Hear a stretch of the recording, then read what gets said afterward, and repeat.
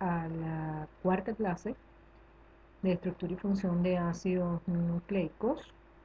Nos vamos a dedicar en parte a la transcripción, y antes de entrar a la transcripción vamos a entender un poco la estructura del ARN.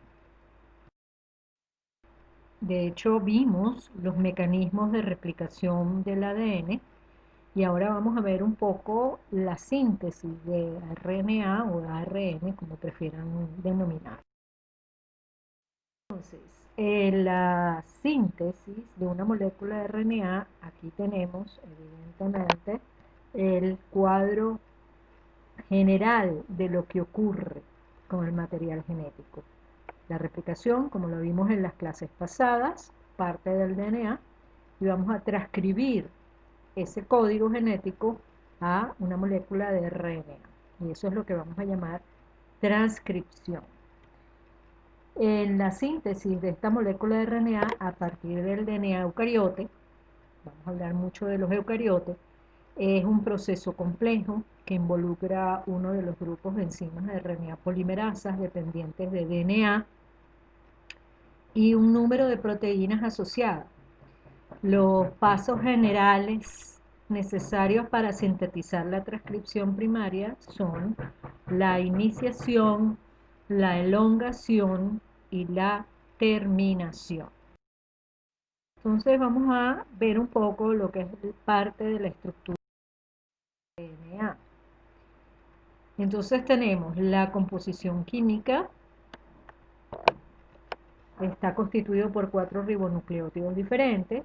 Estos ribonucleótidos son derivados, por supuesto, de purinas y pirimidinas, con un cambio acá en una de las bases de las pirimidinas.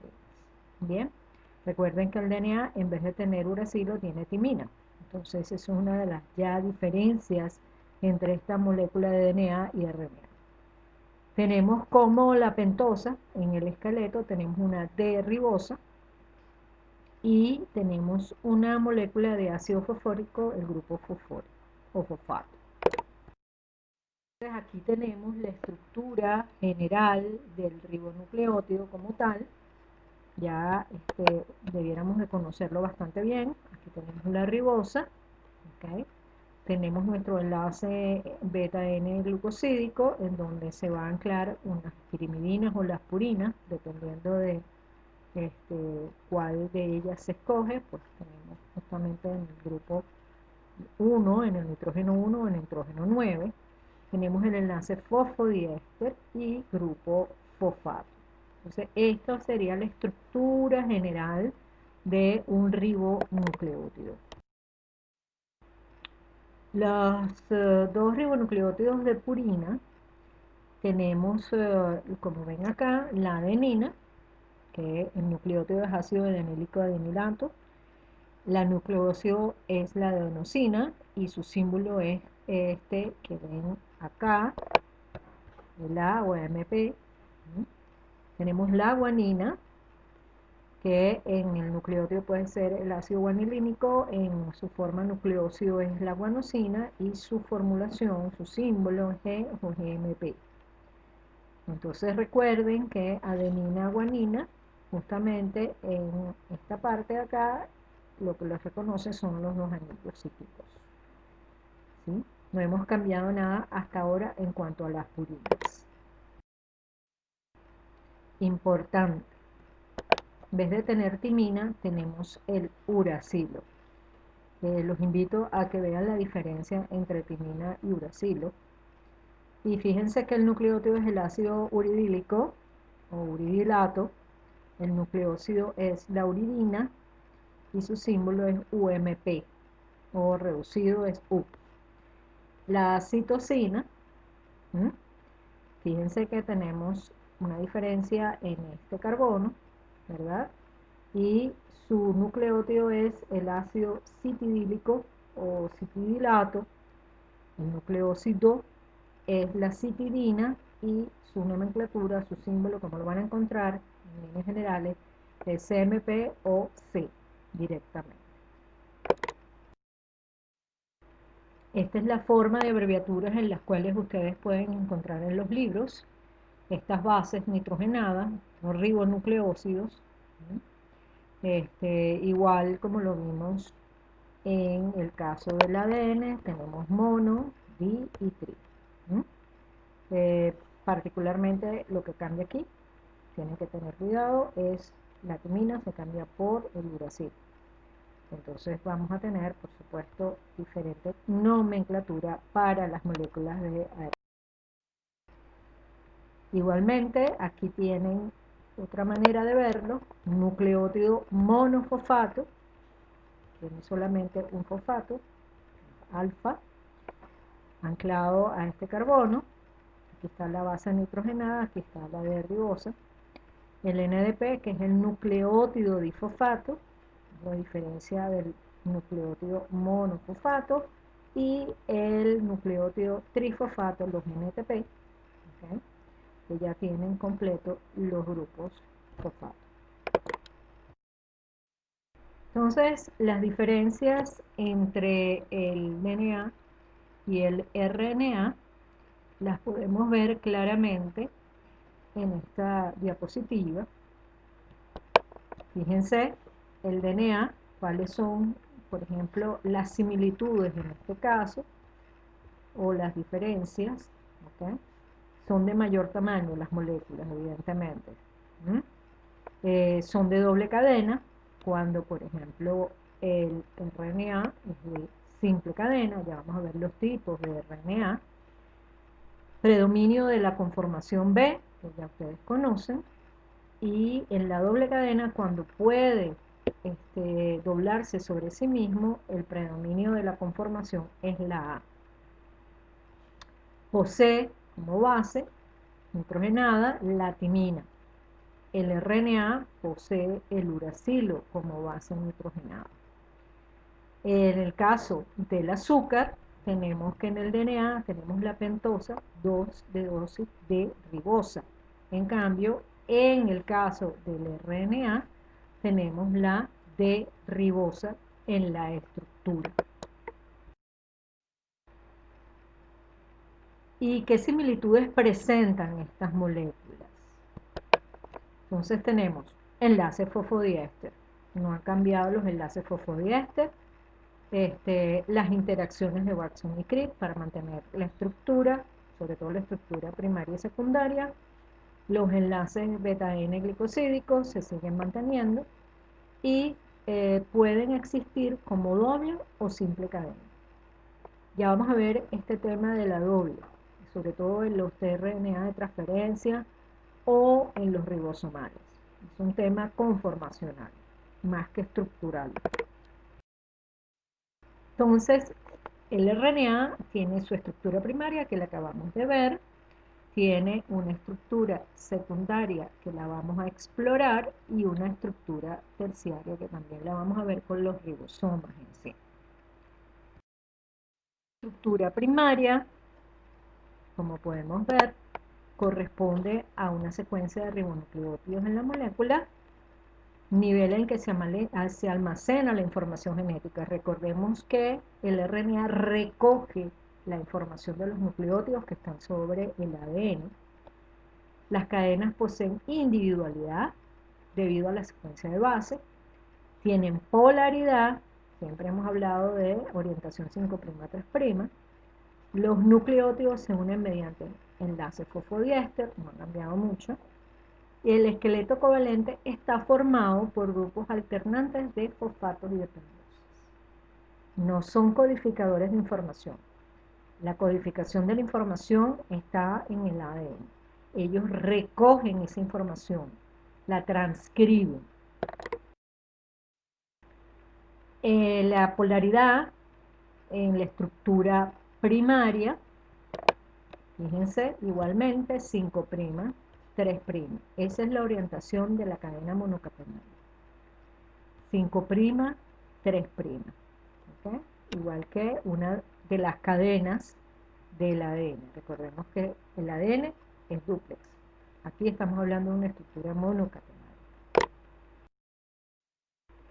La estructura de representación primaria la podemos encontrar de esta manera, como lo ven acá.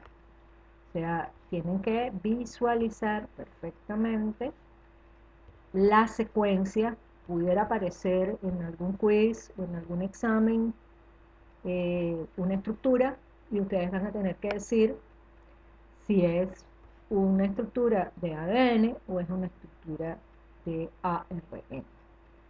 Aquí tiene el kit del asunto, ¿sí? El nucleótido que está acá, el uracil. Entonces lo podemos encontrar bajo todas estas diferentes nomenclaturas. La estructura de la cadena simple de DNA o de RNA se escribe siempre desde su extremo 5' al extremo 3', de izquierda a derecha. En cuanto a la estructura secundaria del material genético nucleótido RNA, tenemos que es una forma simple en cuanto a cadena. Cuando gira esta monocadena, tiene un giro dextro. La presencia de la secuencia es autocomplementaria y puede formar, en algunos casos, una hélice dextrogira de conformación A. Pero eso no es una conformación permanente de la ARN. Depende de las condiciones celulares y en qué proceso está involucrado el material tipo ARN. Por su condición monocatenaria puede adoptar otros arreglos de estructuras secundarias más variadas que las del ADN.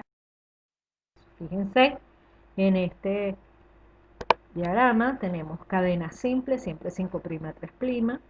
Después tenemos parcialmente una doble cadena, que no es estable, puede formar lo que llamamos tallibucle, protuberancias, o sea, se doblan sobre sí mismos, un bucle interno, que tiene que ver con la regulación de la transcripción, y por supuesto uniones múltiples. Y estos son todos tipos de estructuras secundarias. Entonces, ¿qué tipos de RNA podemos encontrar en los organismos? Un RNA ribosomal, que se describe con esta nomenclatura como lo están viendo acá, rRNA, un RNA de transferencia, tRNA, y los RNA mensajeros, que son los primeros que vamos a ver, justamente porque corresponde a lo que sería la transcripción y la traducción.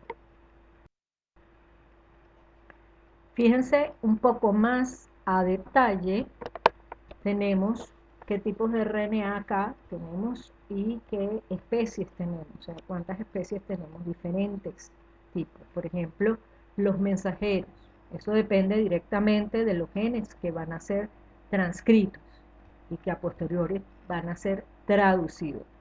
Su abundancia es de 2 a 5% del total. Puede tener, dependiendo del ciclo en que se encuentren, pueden ser de muy inestables o muy estables. Luego tenemos los RNA de codificación no proteica, ¿okay? O sea, los que no tienen que ver directamente con la síntesis de proteínas.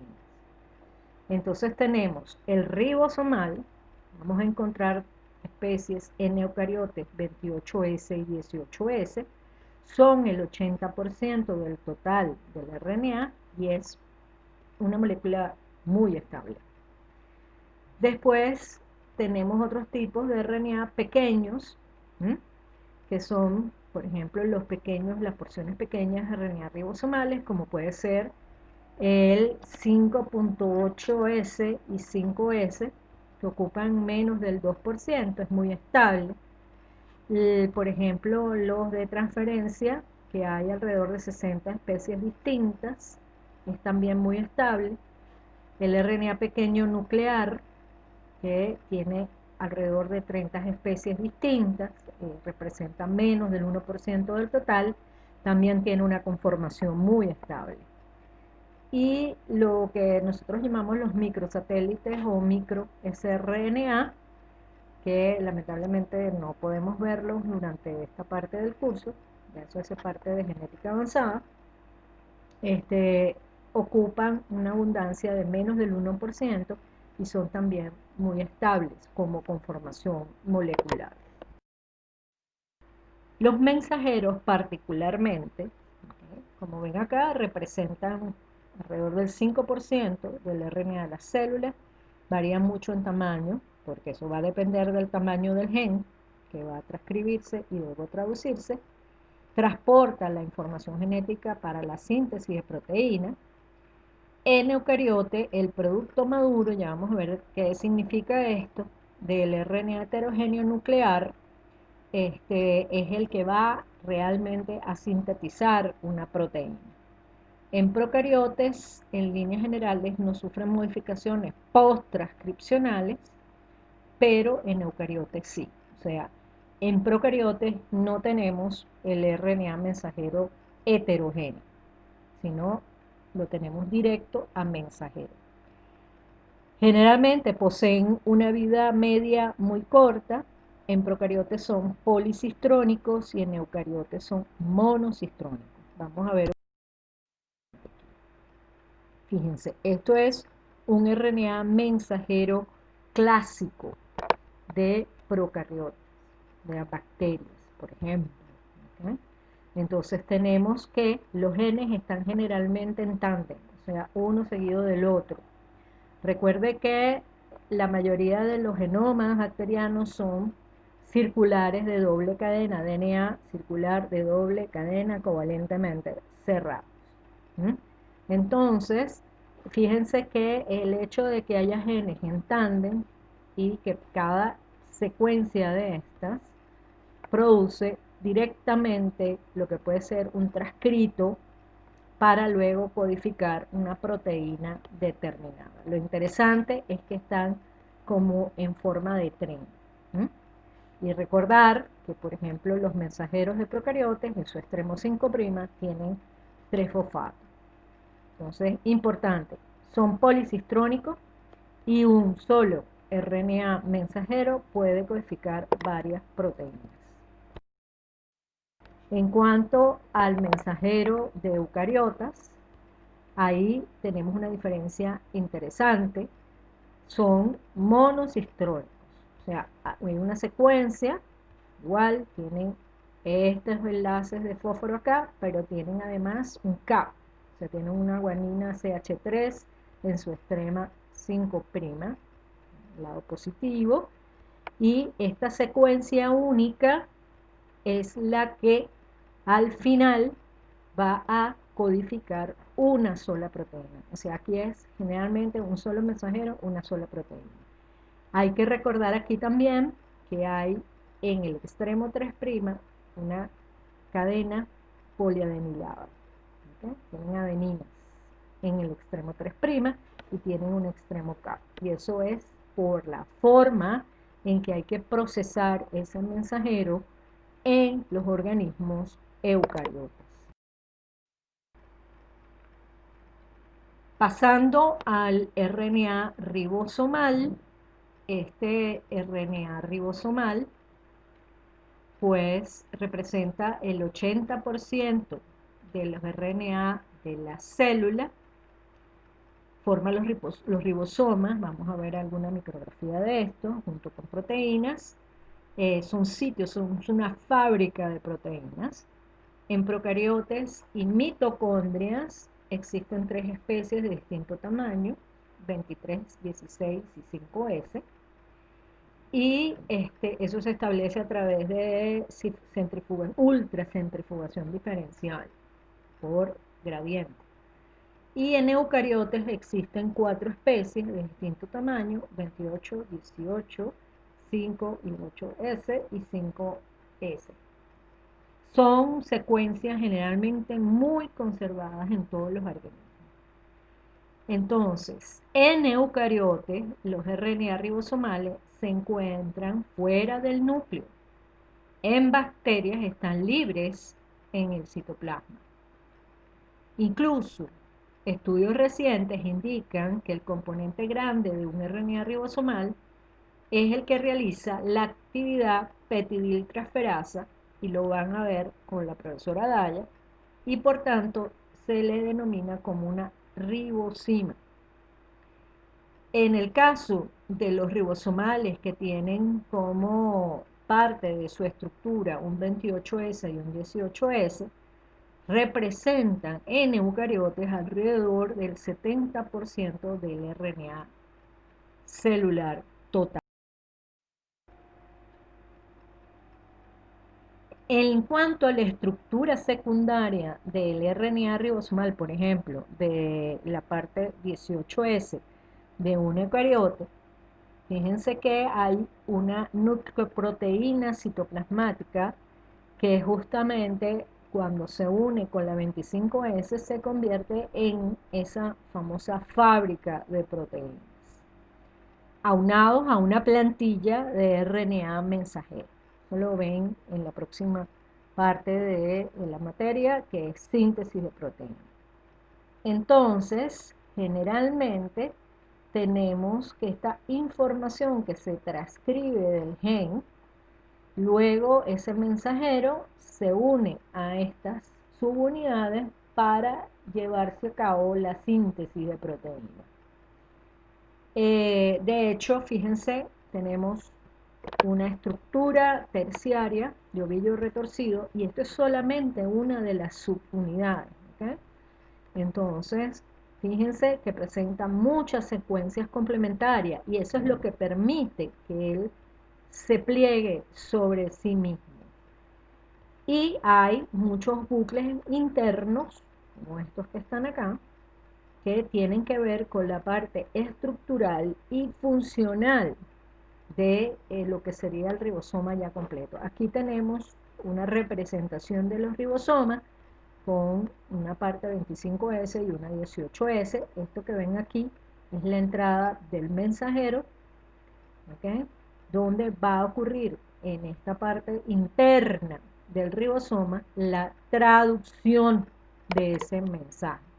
Tienen que entender bien y diferenciar replicación, transcripción y traducción. Son tres conceptos que tienen que estar bien claros. El otro tipo de RNA son los RNA de transferencia, representan el 15% en las células, son más pequeños, tienen alrededor de 74-95 pares de base. Generalmente cuando se hace la centrifugación diferencial pesa 4S. Generalmente está unido covalentemente a los aminoácidos y transporta a los ribosomas lo que tendría que ser el aminoácido correspondiente a ese mensaje que ha sido transcrito y ahora tiene que ser traducido. Cada tRNA se une a un aminoácido específico, ¿sí? O sea, allí hay que empezar a hablar de codón y anticodón. Existen por lo menos 20 tRNA de transferencia distintos. Eso coincide con el número de aminoácidos que debemos de colocar en una proteína determinada, en un polipéptido.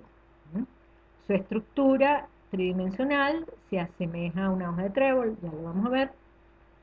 Presenta un extensivo avariamiento de bases intercatenarios y se caracteriza por tener ciertas bases modificadas. Esta es la estructura general de un tRNA de transferencia. Entonces aquí ustedes pueden ver, tienen dos brazos importantes, ¿okay? Hay un lazo, fíjense esta estructura que es secundaria, ¿sí?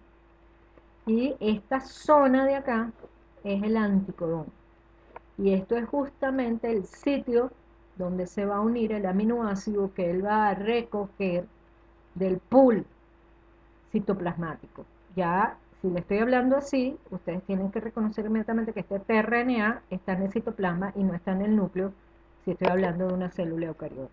Si estuviese hablando de un procariota, eso estaría todo en el mismo conjunto celular, compartimiento citoplasmático.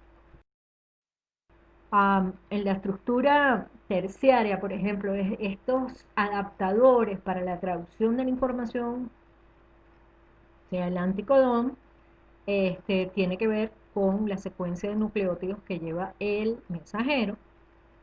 Ya dijimos que por lo menos tiene que haber 20 especies de acuerdo a lo que es la síntesis de proteínas, y cada tRNA es distinto, ¿okay? Porque evidentemente cada aminoácido es diferente. Su secuencia nucleotídea, esto justamente permite este plegamiento que estamos viendo en brazos y en sitios que son prácticamente doble cadena, en estructura secundaria y terciaria. Y eso es lo que le da la particularidad de hoja. Entonces, por favor, revisen el material de la clase, tienen material de apoyo, y nuevamente muchas gracias por atender al llamado.